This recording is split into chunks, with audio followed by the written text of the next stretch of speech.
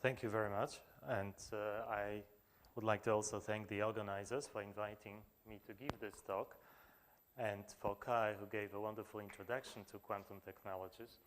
And I will follow up, and I will focus on one aspect of quantum information processing, namely on quantum cryptography. So Kai told you about all kinds of things quantum computers can do, and I will just focus on one of them, and that is impact of quantum technology on information security. So in particular, I would like to tell you a story how people in the past, how people wanted to protect information, and how at some point quantum physics entered this game, and at the end, perhaps give you some kind of a sense, what is this conference that is taking place here, QCrypt 2015, about? Why we are so excited about quantum aspects of information processing. So the outline of my talk is roughly, as you can see here, I will start asking a question, is there such a thing like a perfect cipher? Is it possible to protect information with perfect security?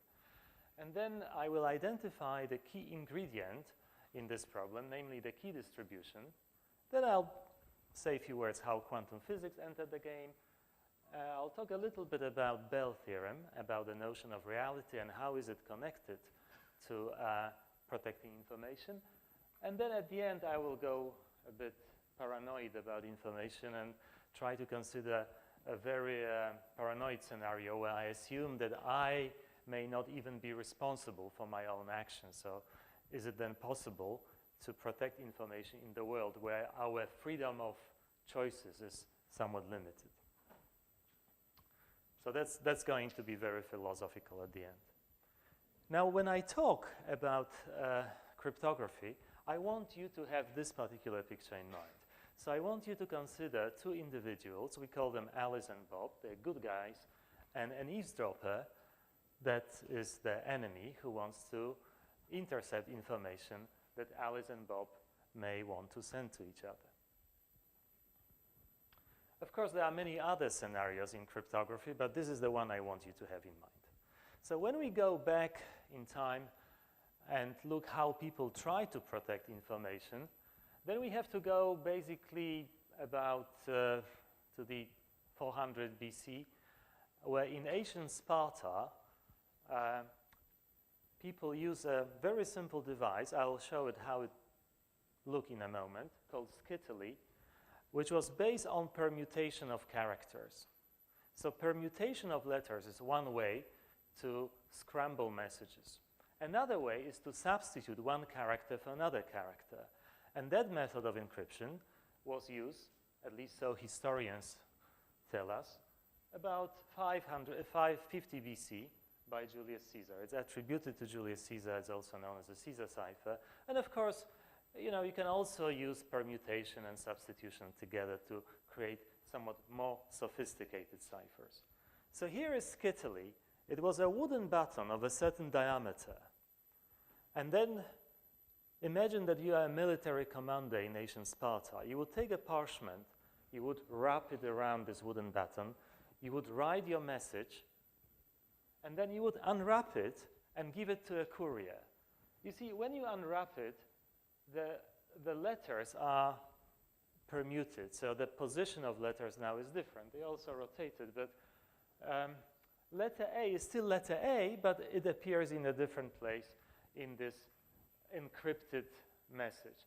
So then this parchment is taken from one military commander to another guy, another military commander, and the recipient of the message would have a wooden button of the same diameter. So the guy would take the parchment, wrap it around, and the message would reappear.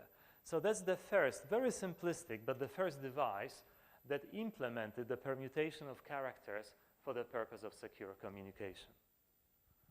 You see, those Greeks were ingenious.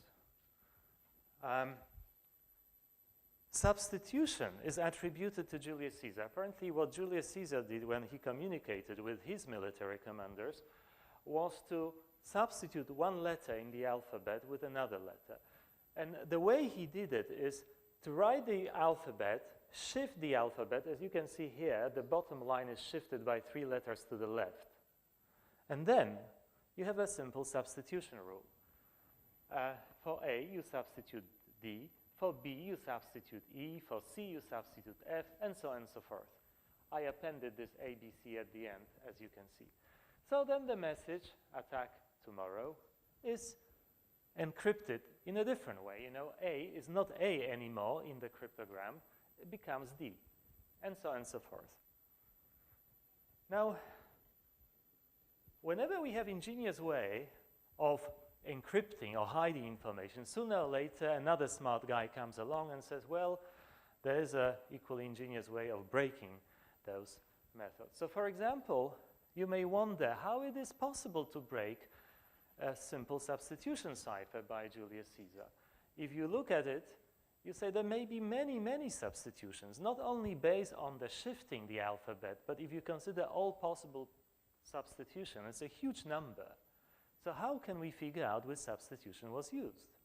Well, here comes another hero in the history of cryptography, a person who is known as the philosopher of the Arabs by the name of Al-Kindi, who lived in the 9th century.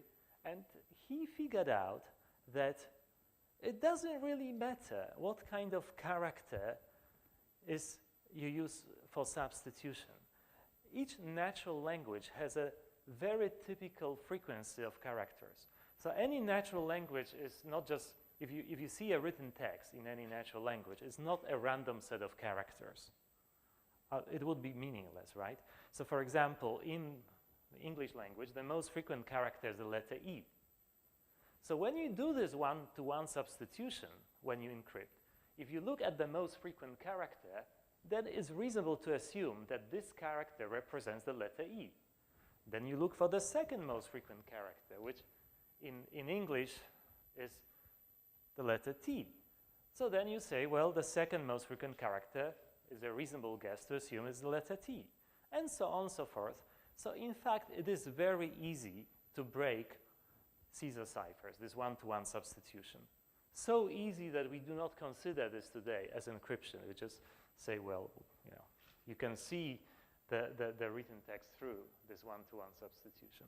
But, you know, at the time, it was ingenious cipher. Apparently, Caesar used it, and it worked. So if one-to-one substitution is not good enough, what next? One-to-many, of course. So some of you may know Leone Battista Alberti as a famous Italian architect. But, you know, in this 15th century, those clever Italians, they did just about everything. If you were an architect, you were also a medical doctor, you were a cryptographer, you were interested in astrology and God knows what. So anyway, Leone Battista Alberti is credited with inventing, he's one of the inventors of polyalphabetic ciphers. He came up with a device, a two-concentric disk, which were basically used for substitution and changing the substitution rules. And it took people a while to find a systematic method of breaking those ciphers, and that came with Charles Babbage basically in the 19th century. So from the 15th to 19th century, polyalphabetic ciphers were considered as reasonably secure. Then, of course, with the progress of technology, this Alberti disk became a little bit more sophisticated device and became a rotor in the machines. And the most famous machines that implemented sophisticated polyalphabetic ciphers is the Enigma that you can see, invented by a Dutch engineer, Artur Ekert, and broken by an ingenious Polish mathematician. I have to say, it was many of you perhaps think that it was Alan Turing who did the job, but that's not quite true. Long before, or at least a few years before Alan Turing started working on Enigma, a group of Polish mathematicians led by Marian Rejewski managed to use a group theory to break Enigma. And then the Poles passed the method to the British, who later on at Bletchley Park developed somewhat different algorithm, but for some period of time they were basically working on the Polish algorithm for breaking Enigma. Anyway, you may then say, every single time someone comes up with a very clever cipher, sooner or later someone else comes with equally method of breaking the cipher, from Scytale to Alberti disk to complicated polyalphabetic ciphers. So the question is there a perfect cipher? Well, the answer is kind of. There is one. It's called one-time path. And the way it works is this. Consider a message that you write as a sequence of zeros and one. It's called plain text. Then assume that Alice wants to send this message to Bob. And Alice and Bob manage to establish a random sequence of zeros and ones which is identical. So Alice has this is known as a cryptographic key. So Alice has this cryptographic key, a random sequence of zeros and one, truly random. Now Bob has the same random sequence. Now what Alice can do, she can take the message, the plain text, and add bit by bit. So you add 0 plus 0 is 0, 0 plus 1 is 1, and so on. It's just the only difference is that 1 plus 1 becomes 0, just to stay in the range of 0 and 1. And then when you get the cryptogram, but you see, when you do this addition, the randomness of the key is transferred by this addition to the cryptogram.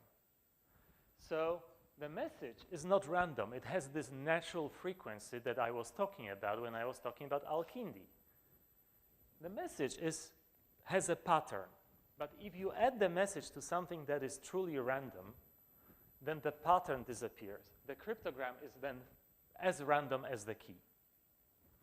Then Alice can send this cryptogram over any unprotected channel to Bob, and Bob gets the message and does exactly the same operation. So he adds the key to the message and adds the cryptogram to the key and reconstructs the message.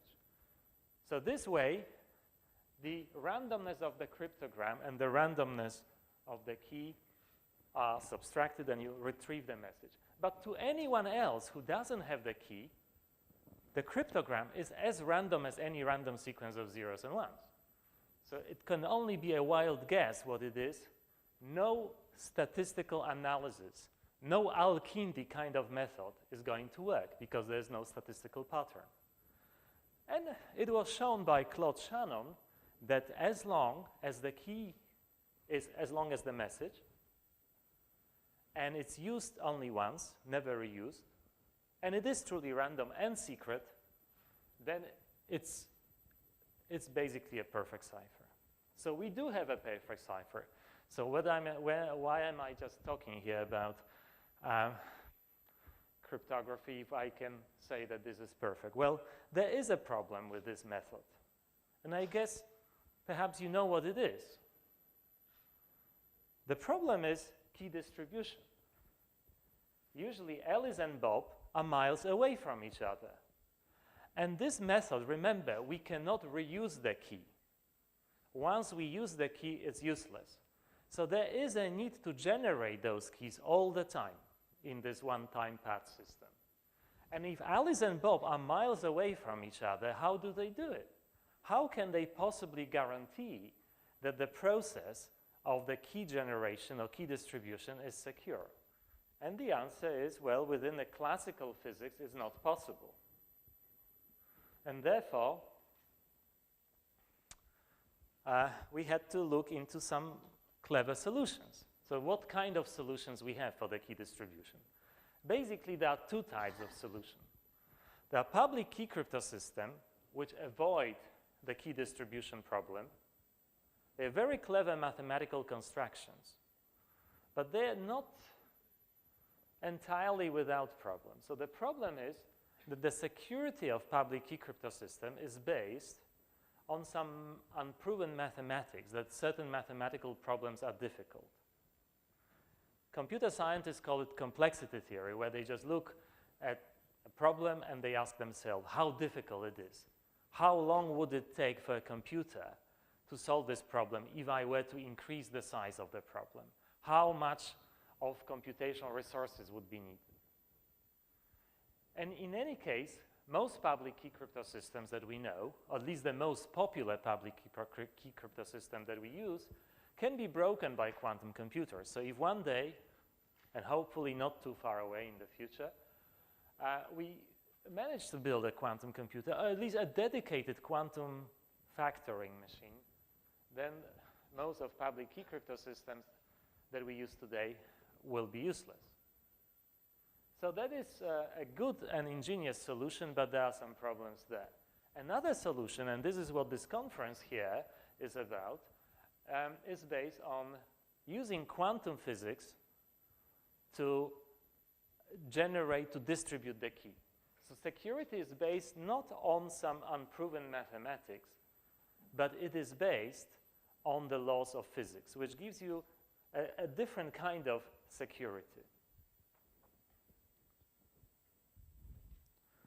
How am I doing with time? Is it sorry? 25 more minutes, okay. Oh, yes, indeed. There's a classical technology here telling me the time. Sorry for my... Wonderful. Thank you very much. In which case, I can tell you how the public key cryptosystems work. If you... basically, public key cryptosystems are based on... you can use this simple mechanical analogy to explain how public key cryptosystems use and why they are vulnerable. So imagine a safe box, a mechanical device, with two keys. And one key is good for locking the box, another key is good for unlocking the box.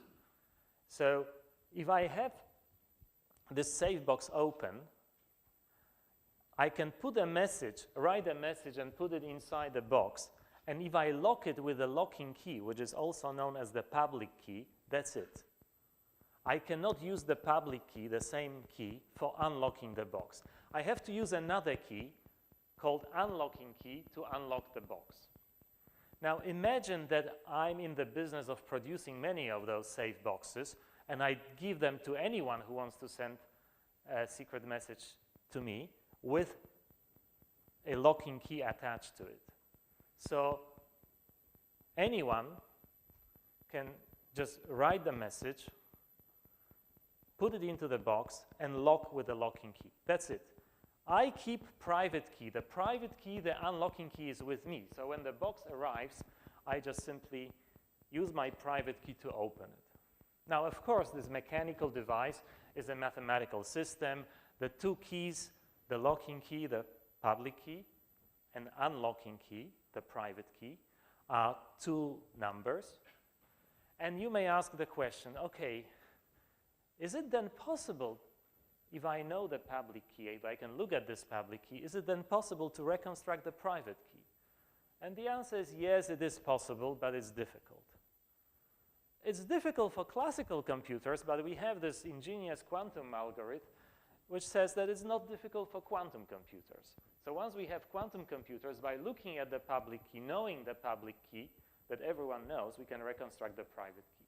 So here's the problem with public key cryptosystems.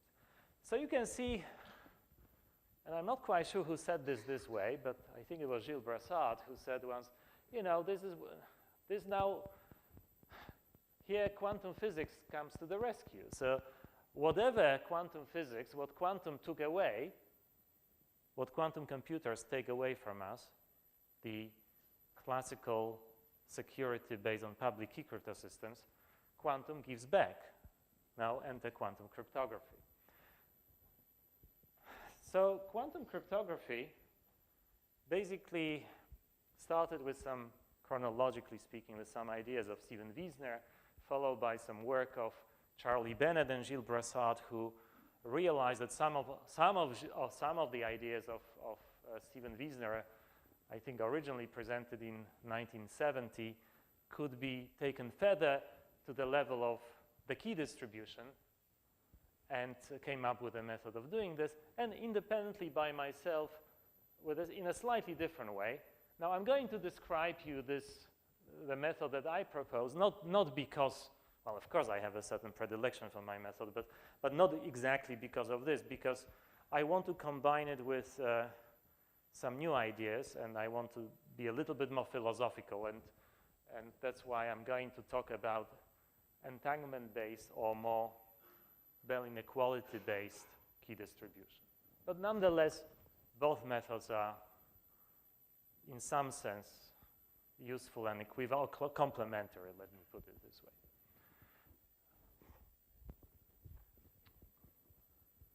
So here enters quantum physics. I was talking for the first part of my talk, I was talking about classical method of protecting information, and now you may wonder, okay, where is quantum? So here comes quantum. So again, if I were to take historical perspective, I would have to go back to 1935. At that time, Albert Einstein published a paper with Podolsky and Rosen, where he was very much concerned about the philosophical status of quantum theory. Einstein didn't like the fact that the randomness appeared there. And he said, well, if you really are prepared to buy the whole thing, then there are consequences. And in this paper, he was trying to push he said, well, look, if you really assume that quantum physics is what it is, then you have to also pay the price and assume that either things are communicating rapidly with each other, or there is a problem with existence of certain physical properties. So you may question the notion of reality in a certain way. So that's at least how he was thinking. So I will try to clarify this, not in the way it was written in Einstein's paper, but using a sort of a more modern version of it. So take, for example, a photon. So photon is a quantum of light, a particle. And a photon has a property called polarization. It's an intrinsic property of a photon, somewhat related to angular momentum of a photon, but never mind it. So just think about a property that you can measure. It's not just that you can measure it per se. You have to just choose a direction first, and you measure polarization with respect to a particular direction. So there could be infinitely many polarization, but whenever you measure one particular polarization, then you can get only two results, either +1 or -1 in the units of h bar, so Planck constant. So that means that there is something measurable. It is a well-defined property. You have devices to measure it. Photon comes, I take a device, I get +1 or -1. Now the question is, you may ask, well, let me ask this naive question. Do photons always have predetermined polarization along all possible directions? And your intuition tells you, that is, if you were not trained as a quantum physicist, your intuition tells you, of course, you know that measurements do not create anything. They kind of recover pre-existing values. You know, if you see a bus that is red, then the redness of the bus existed even before you look at it, right?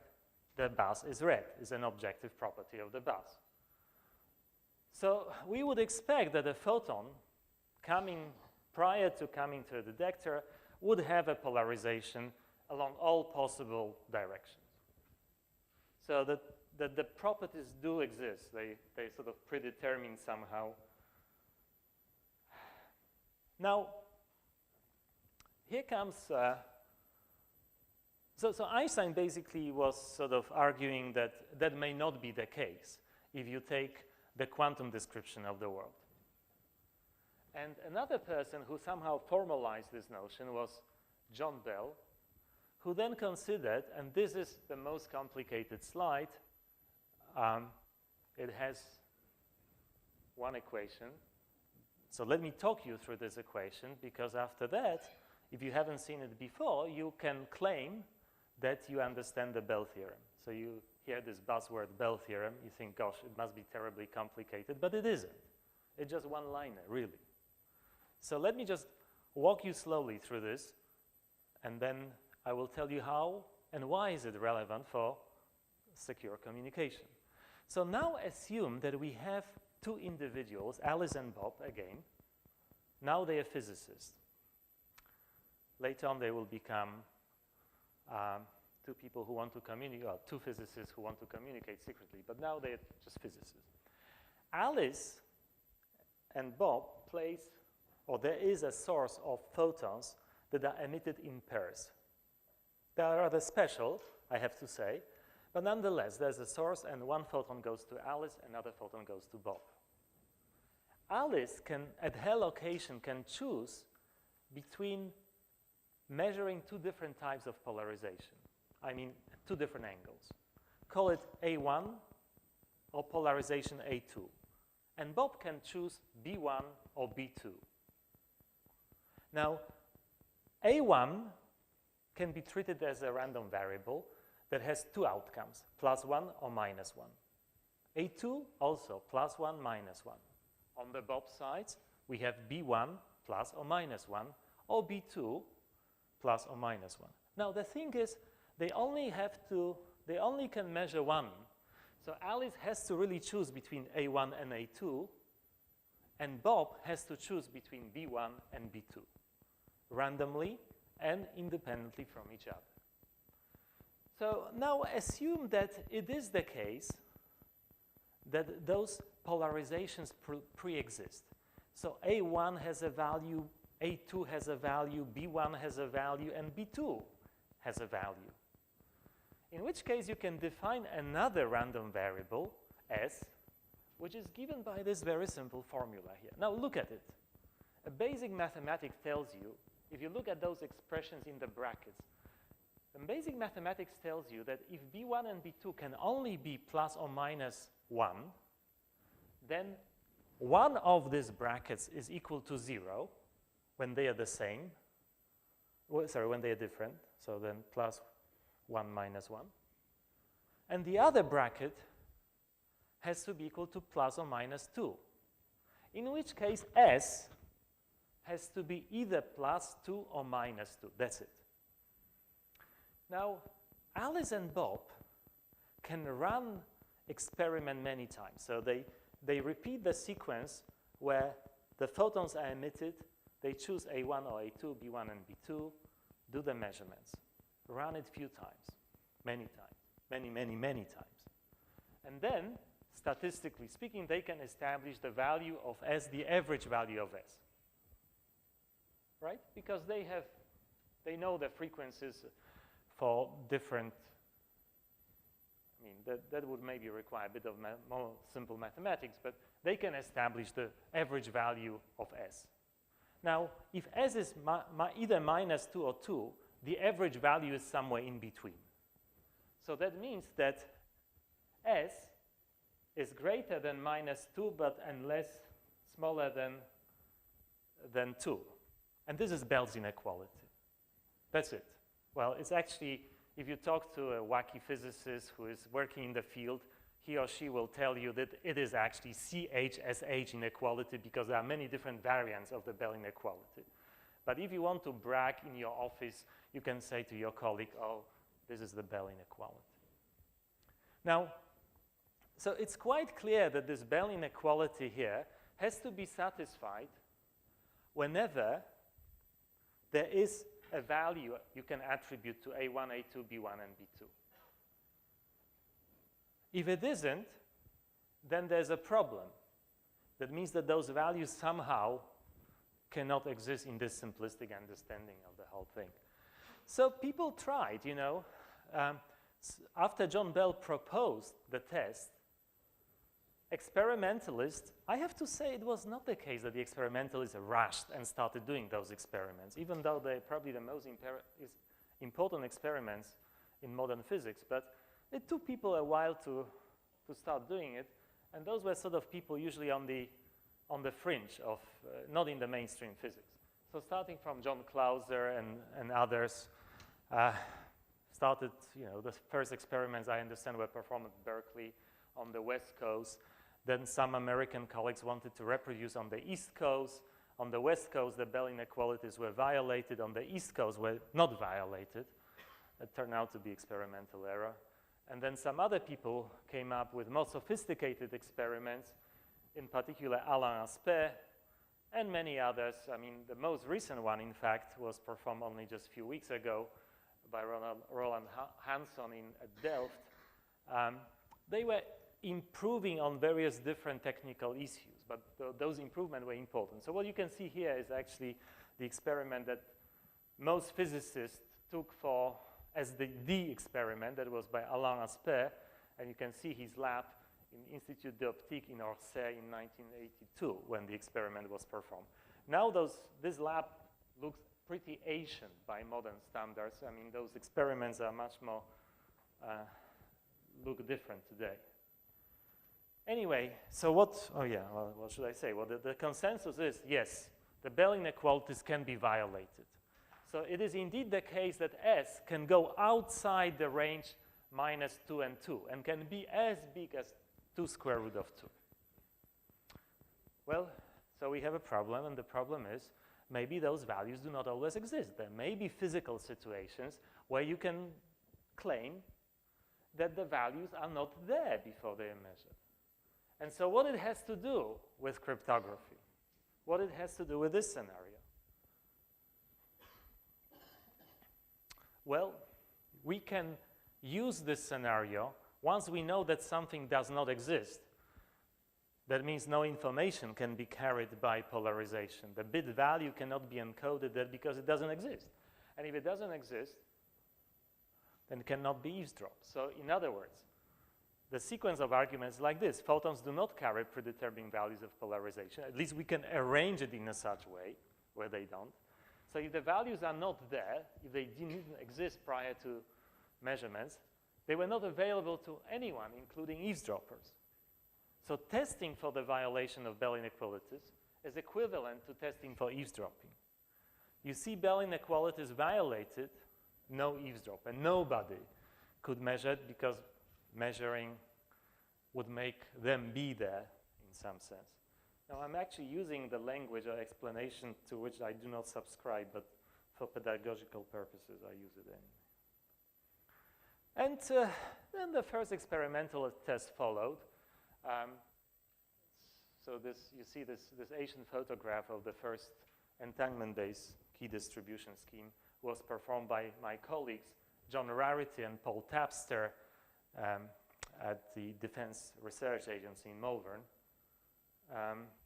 And today, quantum crypto is a big business, and it moved from a family operation where there are only few individuals interested in it into a big thing, and even here in Tokyo, there are lots of wonderful activities that you will probably learn sooner or later. So there's in Tokyo there are several groups working on quantum key distribution, not necessarily using, well, some of them would use entanglement photon, but there are also other ways of doing it.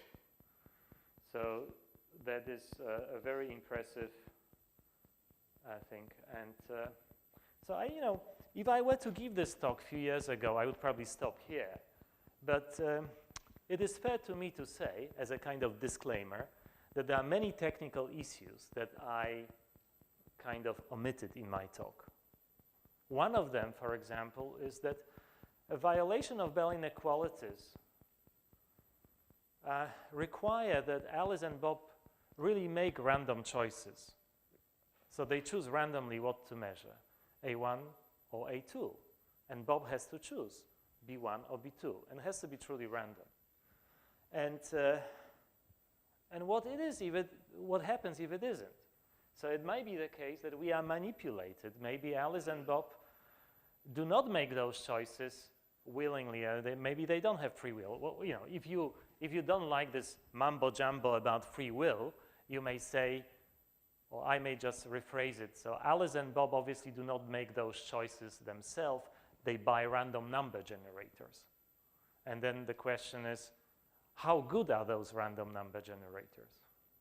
There are also other technical questions. How well isolated are the labs, and so on and so forth. But interesting question that can be raised is to what extent we can still guarantee security even if those choices are not entirely random. And that takes us into another interesting story. And I don't have time to tell you all about it, but I would recommend a paper on the subject about the limits of security, fundamental limits of security, how you can minimize assumptions. What is really the minimum required to have a secure communication. So that's a sort of a semi-popular, I would say, review that I wrote with Renato Rene on the subject. And I'm pretty sure that you can just read and enjoy. Basically, the bottom line is that we don't need much to guarantee secure communication. Quantum correlations, ability to communicate, at least a little bit of free choice. So as long as we have at least partial freedom of choice, that's good enough. That's a good news. So where does it end? In my talk, I took you way back to the past. I talk about Scytale, I talk about Julius Caesar, then we move from monoalphabetic ciphers that can be broken, the story of Al-Kindi. We move to the 15th century and polyalphabetic ciphers, then Enigma broken by, remember, not Turing, the Polish mathematicians did the job, you know, Marian Rejewski. I know his name is much more difficult to pronounce, but he did the job. And then public key cryptosystems, a wonderful mathematical invention, invented first by people working for the British government communication headquarters and reinvented independently in academia in the United States. But, you know, we know there's a danger there. Quantum technology is there to destroy most of the known public key cryptosystem. So, but then we do have a solution. We have quantum cryptography, and those developments which came recently where you don't have to really, you can push the borders a bit further. You don't have to really trust the inner working of the device, as long as the correlations that are generated by the device are of the right kind. If you have quantum correlations, that it's fine. So that is leading into a situation where I think we can risk the statement that there is perfect security, there is a perfect cipher, and quantum physics can deliver it. It is still mostly basic research, but and it's lots of fun in doing this work, but it can be also applied. And let me conclude this talk with this slide, because you may ask at this point, you know, how did it happen that physicists entered this and they kind of came up with a solution, not mathematicians, not cryptologists? Well, perhaps a good answer is this simple puzzle. I tell you about the puzzle, and I'll give you the answer to the puzzle, which gives you also a partial answer to the question I asked, why physics was so important in the discovery of perfect ciphers. So imagine that you are in front of two doors. The doors lead to the two separate rooms. In one room, you have 3 electrical switches, and they are all in position off. And in another room, you have 3 light bulbs. And there's one-to-one correspondence between the switches and the light bulbs. And your task is to go to each room only once. And once you are a given room, you can do whatever you want. You can play with the switches. You can do whatever you want. However, once you leave the room, you're not allowed to enter the same room again. Then the question is, can you figure out what is this one-to-one correspondence between the light switches and the light bulbs? Now, I give this puzzle to students when I interview them, when they come for an entrance exam to Oxford. And it's interesting, I don't necessarily give it to test how they think, but it's an interesting problem because those who think in practical terms, like experimental kind of physicists, engineers, find it very easy. But if you're talking to a mathematician or a logician, they find it extremely difficult to figure out. In fact, they can prove to you that it's impossible. A mathematician would say, well, I mean, come on. It only makes sense to go to the room with the switches first. And then if I put one switch in position on and go to the room with the light bulbs, one light bulb is on, but the other 2 are off, and there is ambiguity. And then you can just have a very simple argument saying no matter which combination of switches I put on, there will be always ambiguity about the outcome. So proven, it's not possible. But then a physicist of experimental predilections comes in, or an engineer, looks at it and says, oh, it's very simple. What I do, I go to this room with the switches first, put one switch in position on, put another switch in position on, say, for a minute or two, then switch it off. Go to the room with the light bulbs. One is on, one is still warm, and the other one is off. So you see what happened here, that by looking at all possible physical phenomena associated with this process, we managed to solve a certain problem that otherwise we would consider difficult or impossible to solve. So that happened in this field. When you think about information as something physical, then every single time you discover new laws of physics, your ability to process information, to do something interesting with this information, increased rapidly. So what conventional information theory, which was sort of a mathematical abstraction, says it's impossible, physics make it possible. So therefore, it is this way of thinking about information processing as a physical process that gave physicists advantage in this game. Even though, you know, some of us who work in this field came from computer science, so Gilles Brassard is a computer scientist, Charlie probably more a physicist. I would define myself more a physicist, I guess, to answer Kaya's question. But it is this sort of way of looking at things from more physicist perspective that made a real decisive progress here. Of course, later on, computer scientists embraced the field, and you have all kind of people working in this field today. Anyway, so I hope I gave you a sort of a kind of a good overview of how that happened historically, how physics came into this game, and what is this conference that is going on in this building about. And I have to say that it's not an accident that this conference takes place in Japan, because many of our Japanese colleagues contributed to this field, and it's fully international operation with a very serious Japanese component. Thank you very much.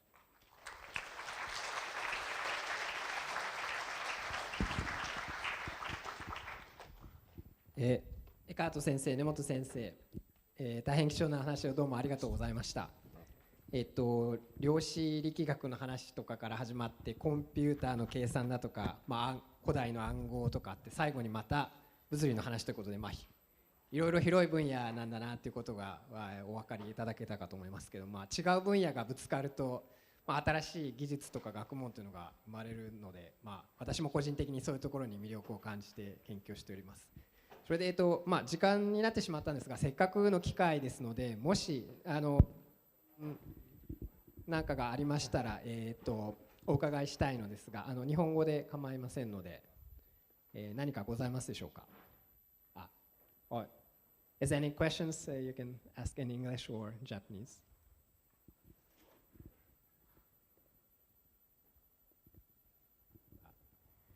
それではせっかくなので私から一つだけ。So Artur, Kai mentioned that you're kind of superposition of physicist, mathematician, and cryptographer, and she asked the audience after your talk, you can project Artur to one of that. And do you think you can project you onto one of that, or is there anything to add? Oh, well, okay, let's do experiments, shall we? So let me address the audience. Only after hearing this talk, how many of you would call me a physicist? Raise hands up. Okay, thank you. And how many of you will call me a computer or a cryptologist? And how many of you would say I'm a mathematician? Well, okay, so by majority voting, I declare myself to be a physicist. Thank you. ありがとうございました。